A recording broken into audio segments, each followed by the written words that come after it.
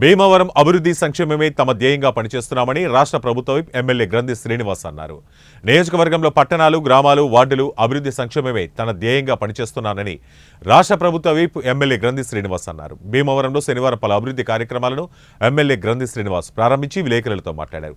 ముందుగా 34వ వార్డులో 20,50,000 నిధులతో సీతా టవర్స్ నుంచి గోపి టవర్ వరకు, ఎస్ఆర్కేఆర్ రోడ్డు నుండి ఏఎస్ఆర్ కళ్యాణ మండపం వరకు నిర్మించిన బీటీ రోడ్డును ఆయన ప్రారంభించారు.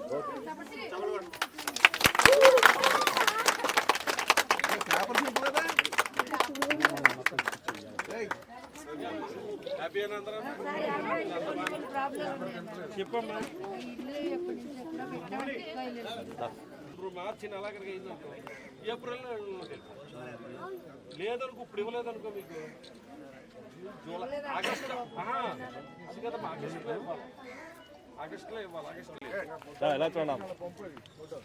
జై జగన్.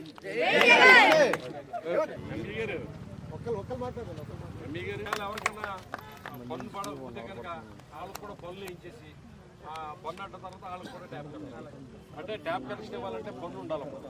పన్ను ఉంటే అసెస్మెంట్ నెంబర్ ఉంటుంది. ఆ అసెస్మెంట్ నెంబర్ పెడితేనే కానీ కనెక్షన్ ఇస్తాను, కంప్యూటర్ యాక్సెప్ట్ చేయదు.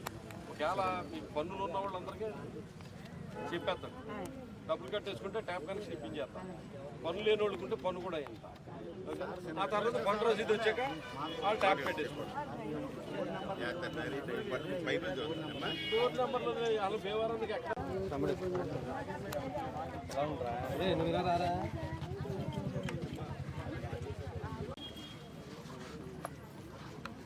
Okay sir.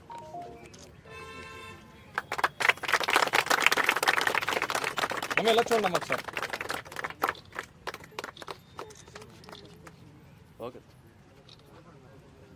ఓకే తల్లి, నా గుంత అరిపోయింది. నేను నాకు చెప్పేది